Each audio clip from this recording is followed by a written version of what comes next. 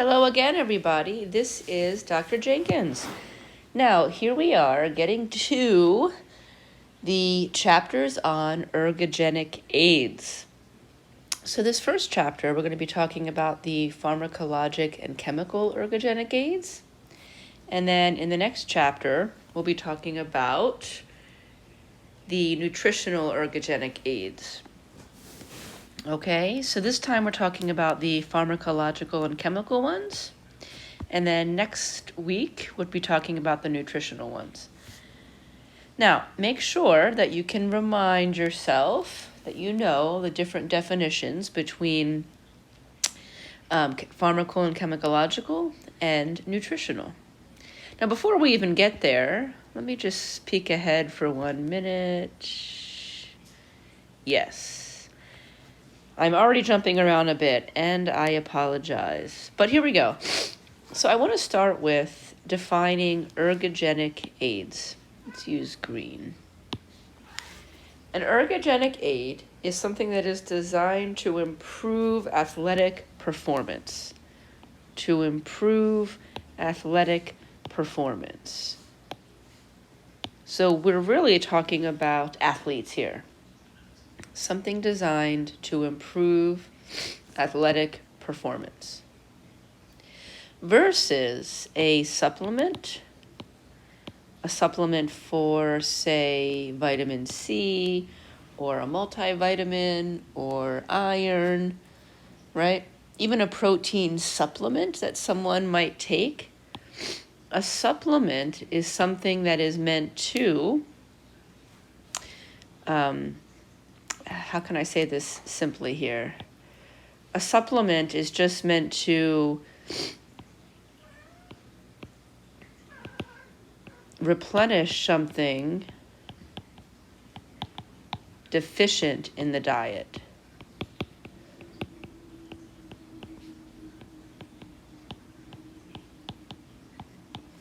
I do have to blow my nose. I really apologize. It's that time of year. Excuse me. So a supplement, and please know both of these, supplement versus ergogenic aid. A supplement is something that is meant to replenish something deficient in a diet. An everyday person that has a deficiency, they're not getting enough vitamin C, not getting enough protein, so you supplement the diet. Now, an athlete could be taking a supplement. Sure, an athlete could be deficient in protein for their needs. So a supplement is anybody who takes something meant to replenish something deficient in their diet, whether it's an everyday person or an athlete. Whereas an ergogenic aid is something specifically meant to improve athletic performance.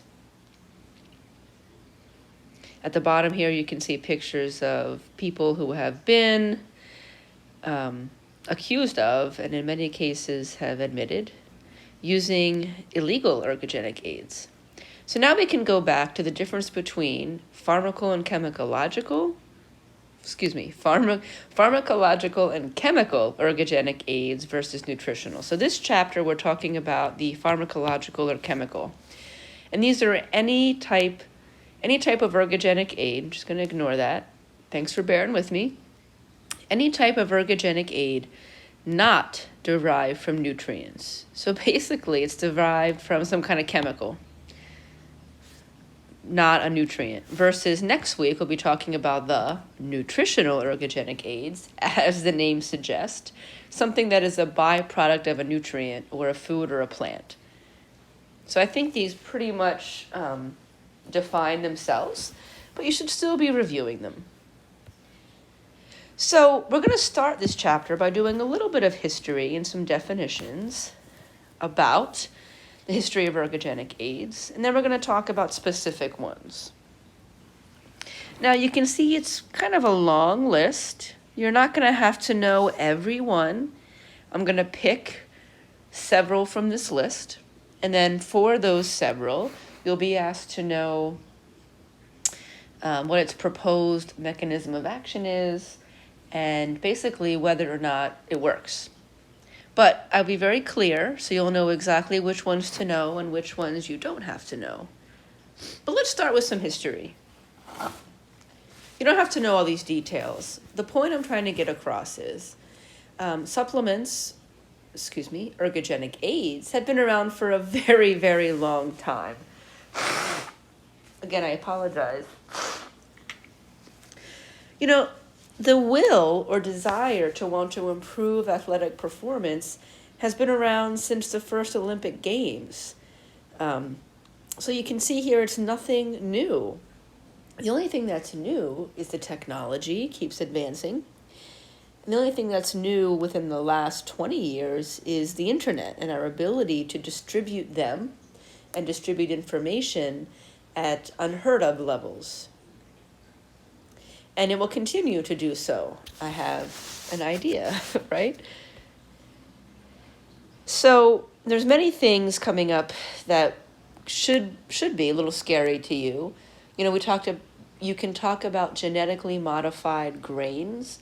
Well, we can also talk about genetically modified things to use as ergogenic aids. The lengths that people are willing to go go a little faster, be a little stronger, is pretty high. We should not underestimate that. And it's not just professional athletes, where you could make an argument that being a little bit faster or stronger could make a difference in their career and their ability to make money and maybe support their family through that sport. It's not just them. It's weekend warriors. It's teenagers. It's people wanting to get bigger, faster, stronger to try and get a scholarship to college. It's everywhere. And we also should never underestimate the will of companies to make money. So as we're going to find out as we go through this, and hopefully as I've already planted seeds in your brain, be skeptical.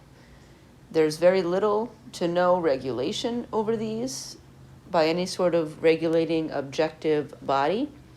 So therefore the companies see an opportunity to make money on the idea that people want to get bigger, faster, stronger, and they certainly will.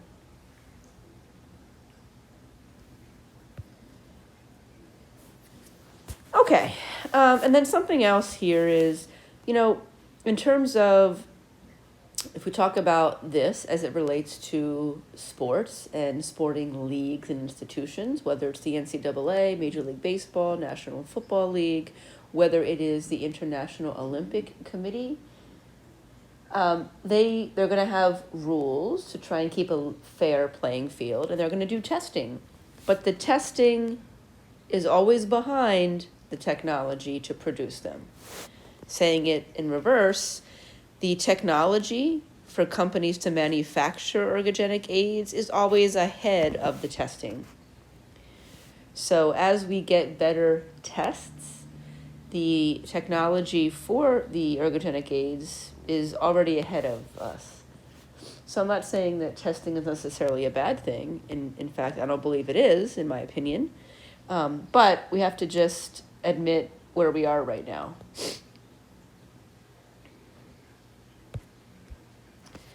And remember, the ergogenic aid / supplement, both, they fall into the same DHEA Act of 1994 that we talked about last chapter.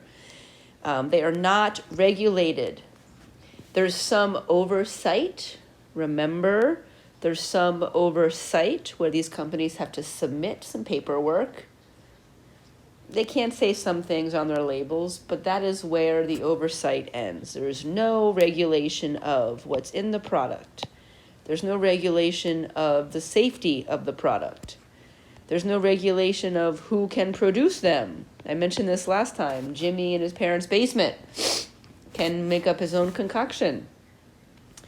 And very little research.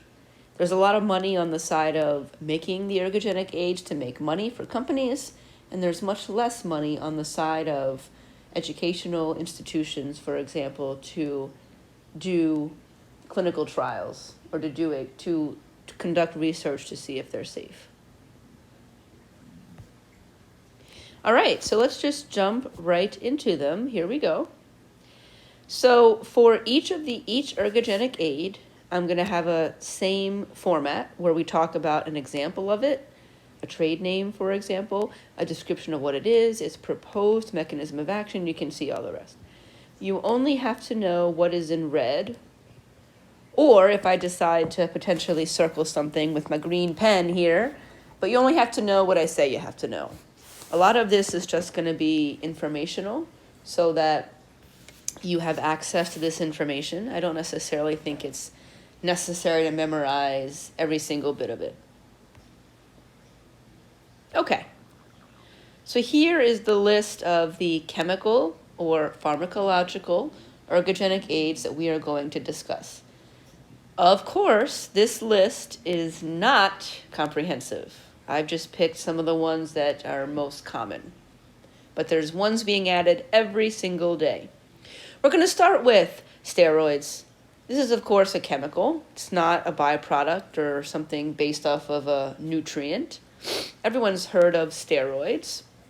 We're going to be talking about the anabolic steroids, which are meant to increase muscle size, muscle strength. There's all sorts of examples. You don't have to know them, but here they are. Their scientific name and then their trade name. So make sure you know what an anabolic steroid is. It is a synthetic form of the hormone that mimics what is already produced in our body. So I think everyone probably understands that there's a hormone called testosterone. Men have it, women have it. Of course, men have it in much higher amounts. So it is in females in a smaller amount.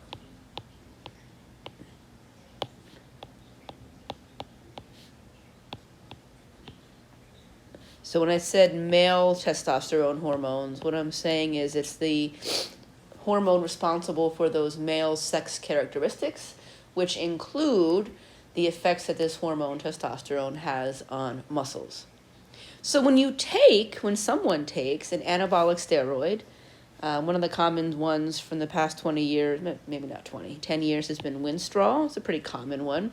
What they're taking is a synthetic form of the same testosterone found in the body. So that's really what an anabolic steroid as an ergogenic aid is. It is a synthetic. It is a made in a lab. Not natural. We didn't take it out of someone's body, but it's a synthetic form of testosterone that is meant to mimic the same testosterone hormone we have in the body. Testosterone has two different effects in the body. It's anabolic effects and it's androgenic effects. As an ergogenic aid, an athlete would be interested in the anabolic effects. Anabolic, anabolism, we can remember, means to build. So this is the function of the testosterone hormone that builds protein, builds muscle. The androgenic effects are the male sex characteristics specific, like deepening of voice, growth of hair over the body, things like that. Most anabolic steroids that you take will have a 1-to-1 ratio. So you don't want to take a synthetic form of this that is all anabolic. Excuse me again, I really apologize.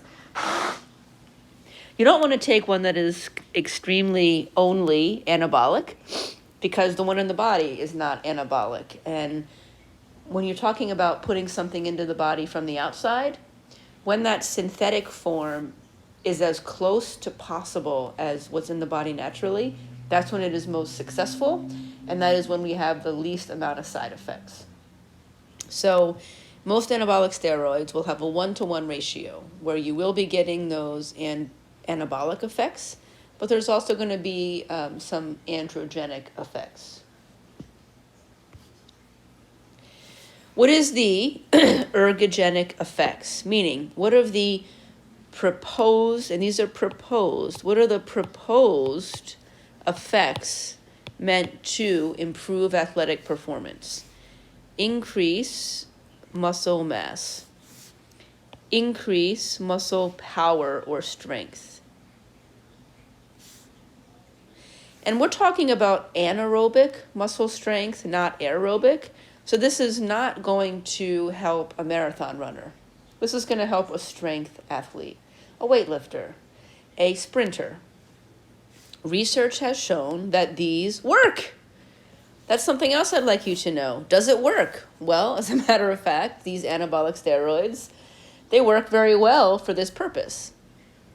There are some side effects. We will see some of those androgenic effects, acne, mood changes, absolutely. The long-term effects, we're just starting to study this, and I've put in red what I'd like you to know. The body is only meant to have a certain amount of testosterone. So once we start giving it more, that introduces more than it's used to, and it may produce some long-term effects. It can increase the risk of heart disease. That's been shown to be true when taken consistently over a long period of time. It can affect the liver, as many ergogenic aids might, because when we're taking in more of something than we're used to, well, what organ in the body is going to be tasked with metabolizing that extra and trying to get rid of it? The liver. And maybe you're familiar with, when we bring in more testosterone for men through a synthetic ergogenic aid, a synthetic steroid, there will be testicular atrophy. Atrophy is when the testes get smaller. And that might sound kind of weird, because why, if we're taking more testosterone, would the testes get smaller? Well, it's because when you bring in more from the outside, the body's natural production of testosterone goes down. This is all part of homeostasis. So if you bring in excess synthetic testosterone, the body, the male body, is going to say, oh, look, we already have this testosterone. We don't need to make as much naturally. And that's why the testes will atrophy. But that can be reversed. And then if you're interested, gynecomastia is when males who take anabolic steroids can get breast adipose tissue development. So the lay term for gynecomastia is man boobs.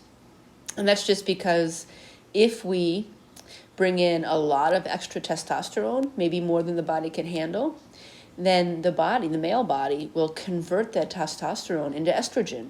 Because interestingly, the chemical structure of estrogen and testosterone is very, very, very simple. So it's a really easy way for the male body to get rid of that excess testosterone, making a small chemical change, converting it into estrogen, which will, have the effects of estrogen, which are the feminizing effects. There it is, right? So actually, I do have it in red, so I would like you to know it. So on the left here, these pictures, this part is the gynecomastia, right?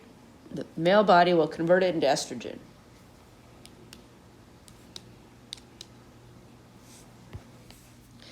Here's just a picture of what I said. The chemical structure of testosterone and estrogen, or estradiol we call it in the body, is very similar. Just a couple changes, right? There's some changes here with a single versus double bond. This part is the same on the right, but this is the part that's really different. Pretty easy to convert the testosterone into estrogen.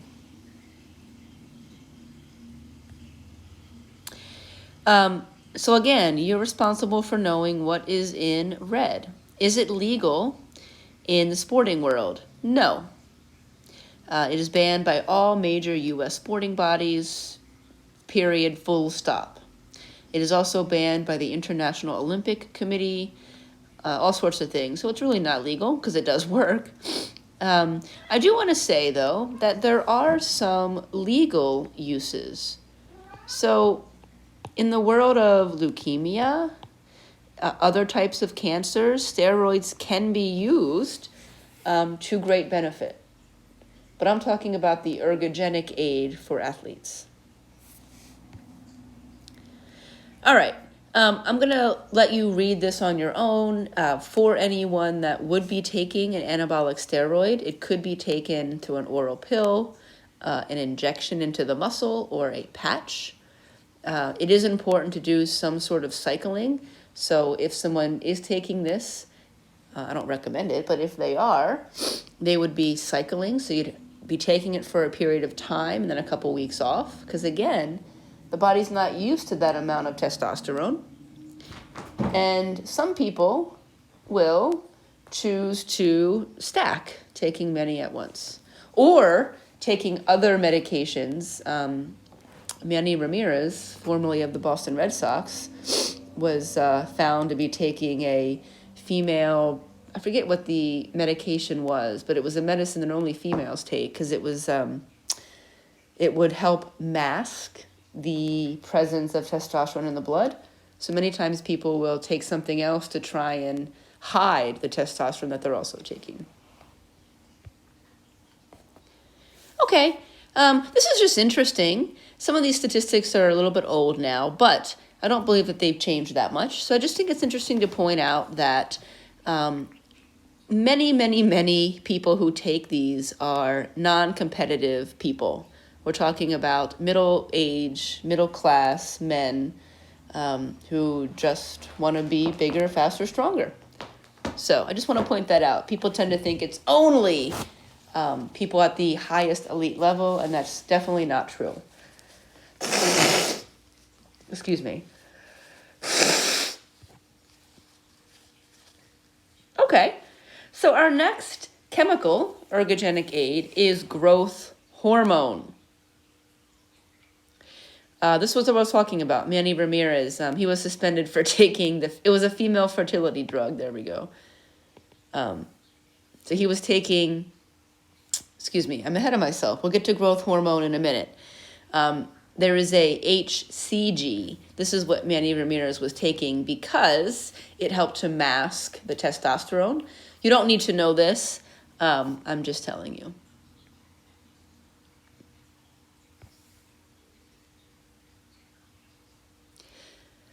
You don't need to know this. I have it in red, but I'm making the decision right now. It's interesting, you know, they would ask Manny Ramirez, hey, why are you testing positive for a female fertility drug? It helped to mask the testosterone, but it also helped to restart his body producing its own testosterone. Because as I said, when you take synthetic testosterone from the outside, the male body will naturally reduce its production naturally. You don't need to know these. Don't need to know these. Okay, here's what I was getting to. Growth hormone. Well, this is a similar idea. It is a hormone produced naturally in our body, but as an ergogenic aid, you would just be taking a synthetic form. So you're taking a synthetic form of a hormone that is already naturally produced in the body. The idea is, if growth hormone usually stimulates growth of muscles and bones, well, if I take more of it, maybe I can stimulate more growth in muscles and bones. So this is a proposed mechanism of action. Additionally, something else that is a proposed benefit to athletes is that it allows you to burn more fat. That's what enhanced fat oxidation means. Burn more fat. And wouldn't most athletes want to burn more fat? It keeps you leaner in your body composition, and we like to burn fat because it gives us twice the energy yield as burning carbohydrates. Other proposed mechanism of action. By giving us a little bit more bone and muscle growth, we can compete for a little bit longer. So we could train longer. If I can train an extra couple reps, I can build all the more muscle. And of course, another proposed benefit is recovery. Better recovery. So there's been a lot of anecdotal evidence, and that just means what people say. what people report. Hey, it worked for me, it didn't work for me. But we don't really have a lot of scientific research where we purposely have a control group, an experimental group, and we control for diet and exercise and all sorts of things. So again, please ignore that. We don't have a lot of scientific research that shows that all these are true. So here's a case where logically, theoretically, it makes sense. Theoretically, if I bring in more growth hormone, maybe I can build more muscle. Theoretically, if I take in more growth hormone, it's going to be easier for my muscles to regrow during recovery. So theoretically, it makes perfect sense. Sometimes these ergogenic aids don't even make sense theoretically, but this one does. But even though it makes sense theoretically, it doesn't always mean that it's true. Sometimes more, even if we bring in more to the body, it doesn't mean that we can actually get all that extra growth hormone down to the muscles. It is banned, right? So it's banned by a lot of American sporting associations. And if I go back for a second, what I do want to say is, even though we have not proven these proposed benefits to be true, there's one, let's go blue. The one part that is showing some signs that it might be true is recovery. So some research is beginning to show this may actually improve recovery. So all the other ones we've actually, in clinical trials, have not proven to build more muscular growth or help us burn more fat. But the one area that is showing some promise, and not that I'm recommending you take growth hormone, but some area that's showing some promise is with recovery. And I think that's why most people would take this now. There are some safety concerns. I don't have any in red, but anytime you're taking something as powerful as growth hormone, and what I want to say, folks, is hormones are really powerful. And I think that isn't talked about enough. Hormones they seem kind of no big deal, but hormones travel in the bloodstream, and we can circulate a lot of hormones throughout the entire body, and they can act at a lot of cells. And depending on the specific hormone, they can stay active for a long period of time. Growth hormone, naturally in the body, that is, growth hormone will stay active in the body 24 hours after a heavy workout session. So I'm encouraging you to not take hormones lightly. So our body is meant to work a certain way. We produce certain amount of hormones at certain times. And you know what, folks? Our body works the best when you just leave it alone.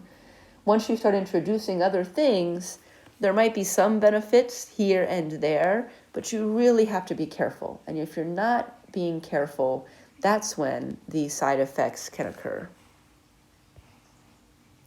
All right, let's talk about amphetamines. These were popular back when I was younger, maybe 30 years ago.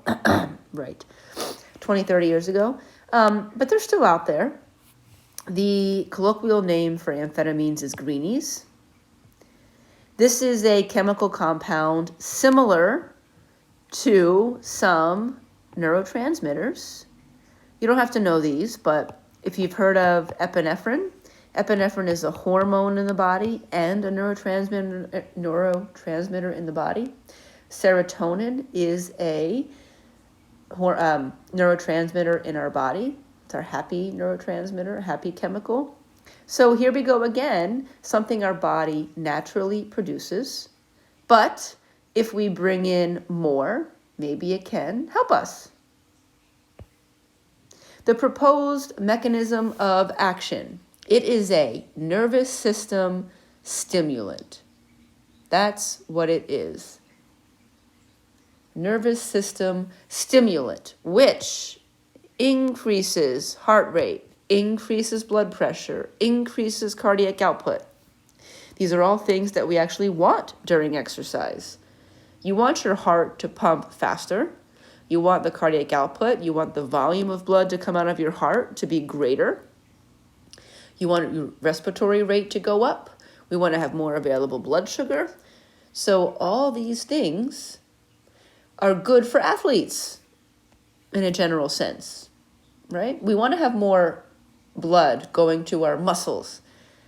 In athletes, this can give us more energy, give us energy for longer, and it can increase your concentration. You know, the amphetamines, I think they became popular largely in the military. So if you think about World War II, if you think about Vietnam, you're on the night shift to watch guard. Of course, you're going to want to stay awake and have better concentration. So amphetamines were used. This, excuse me, an amphetamine, because it's a central nervous stimulant, could benefit strength athletes and aerobic athletes. Previously, we were talking about anabolic steroids. That's going to benefit the strength athlete.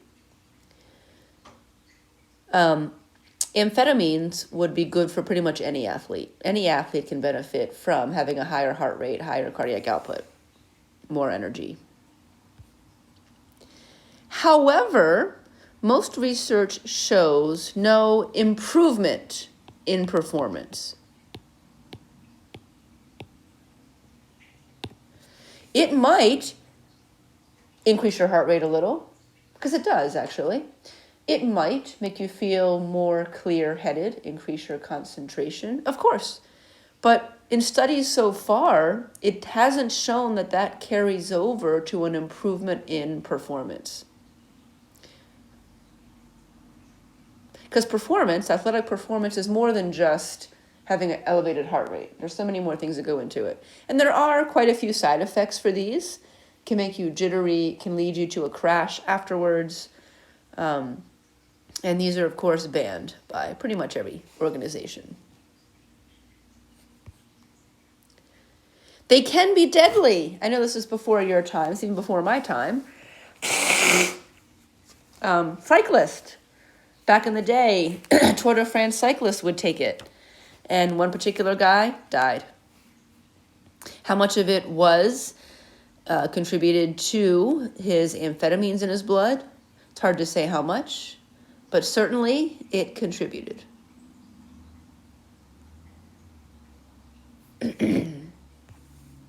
All right, caffeine.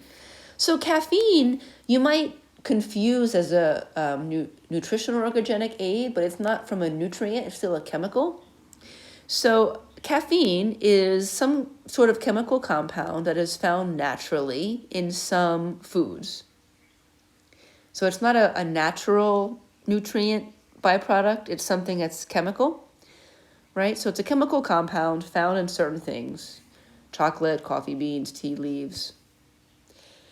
Here is a nice little chart. I'm not going to ask you this, but it tells you certain amounts of caffeine in certain things. Obviously coffee, tea, chocolate, soda, but also stimulants, weight loss control, cold medications, pain relievers.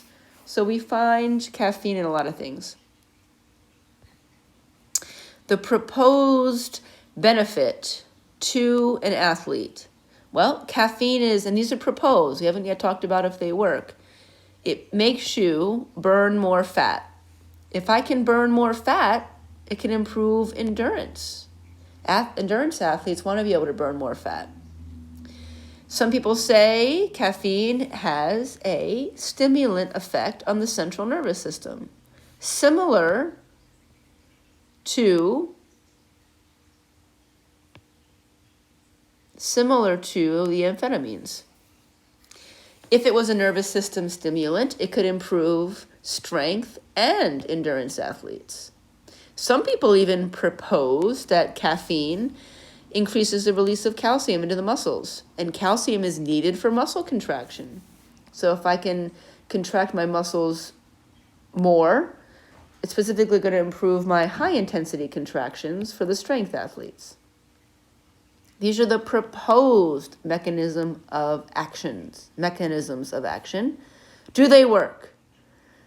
The only thing that really has shown some promise is this one in terms of athletic performance.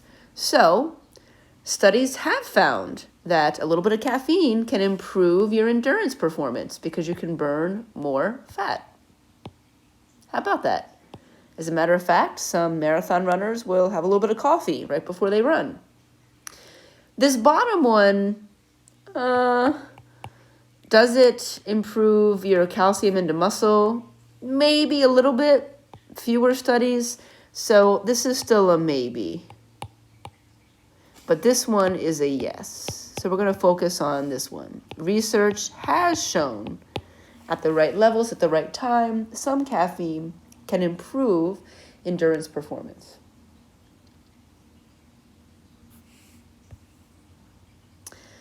Here are some recommendations. I don't necessarily believe that it's great to do this. I think maybe getting some caffeine naturally through, who doesn't like some chocolate or some coffee, is absolutely okay. These are some examples, but I'm not going to ask you that. If we go back for a second, the middle one here was it being a central nervous system stimulant. That is true in this sense of every day, but in this case, it doesn't seem to improve performance. So caffeine does stimulate your nervous system, but it doesn't seem to stimulate your nervous system in a way that helps performance. And that was different from the amphetamines. Or actually, it was the same thing as the amphetamines, right? Where it can act as a stimulant, but it doesn't seem to improve performance. Does caffeine lead to dehydration? Not significantly. When we do long-term studies on this, or when we do a complete study on this, not really. There might be some anecdotal evidence where it makes you, it's a slight diuretic, so it makes you pee out a little more, which can dehydrate you, but it's not significant at all. Caffeine is something that is legal to certain amounts. And the unit here didn't come, but just ignore the unit.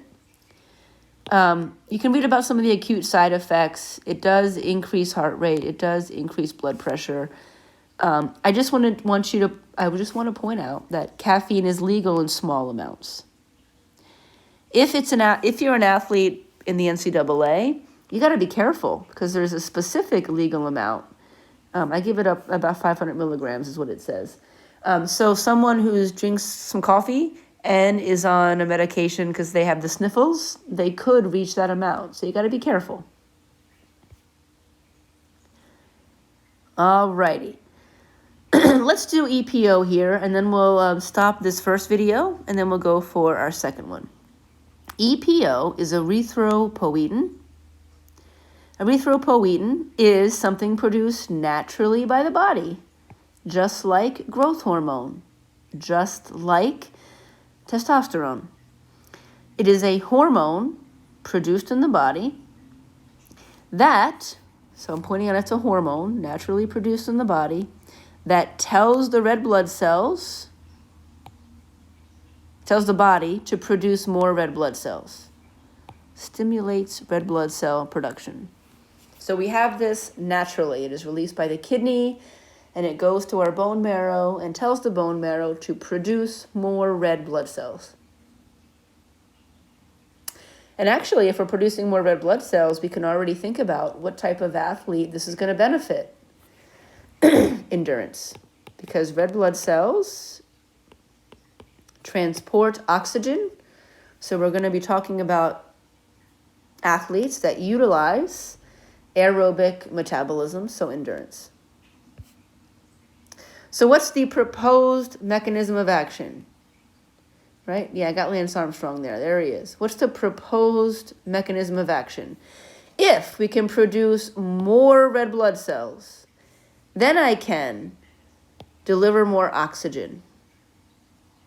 So if the body can produce even more red blood cells than normal, then I can produce more oxygen, carry more oxygen, and better endurance. Does it work? Yes. And by the way, this is what is known as blood doping. We inject more of this hormone. We already have it, but if we inject more, well, then we can produce more red blood cells. More red blood cells means we can transport more oxygen. As an endurance athlete, if I have more oxygen to the muscles, then I can generate more energy to make me cycle, run longer, faster. So it works, folks. It does have some uses in the real world, similar to testosterone or steroids. We can see EPO used in cancer and dialysis patients, but of course we're focused on the athletes. You don't have to know these specific numbers, but I'm just saying it works. It works. There are some side effects. So when we have more red blood cells, it increases the thickness of the blood. Right? Normally our blood is 55% water, 45% cells. Well, if I increase that 45% cells to maybe 48% cells, that makes the blood thicker. And that can make it harder for the heart to pump out blood. Instead of pumping out something more liquidy, now it's pumping out something a little thicker, increases the workload on the heart, and it can lead to blood clots. If I've got thicker blood, it's easier for a clot to develop in that thicker blood. Also, because this is often, almost always, has to be injected through a needle. This is not something you can just put a patch on or take a pill. We got to inject it with the needle. There's contamination and infection possibilities. It's not legal. Doesn't mean it didn't happen. Doesn't mean it still doesn't happen. In terms of cyclists now, the trend now is to do what's called micro dosing. So it used to be that you would do a bigger amount of EPO in at once, and you would time it maybe 48 hours or I don't even know, maybe a couple days before your event, but it would be in a larger dose. Well, now they're micro dosing, so they give smaller amounts of EPO more often, so they still get a benefit to boost red blood cell production, but it's not happening all at once, and the overall red blood cell count doesn't go up sharply, so it's harder to detect. You can read about this. This talks about testing, blah, blah, blah. Okay. I do want to go back for a second because I do want to talk about how it's done. So there's basically two ways that EPO could be done. It could be that you only inject EPO. So we have naturally occurring EPO, the hormone that tells our body to produce more red blood cells, so we can just inject more. But the other one is this one, where we remove blood, store it, then inject EPO, which makes the body produce more red blood cells, and then re-inject our own blood. So now we've had like a double whammy. We took some blood away, which signaled our body to make more EPO on its own. And then while we had our blood in a bag in a fridge, we injected EPO also. And then we put our own blood right back in before performance. All right, we're going to pause here. We'll come back for the second half.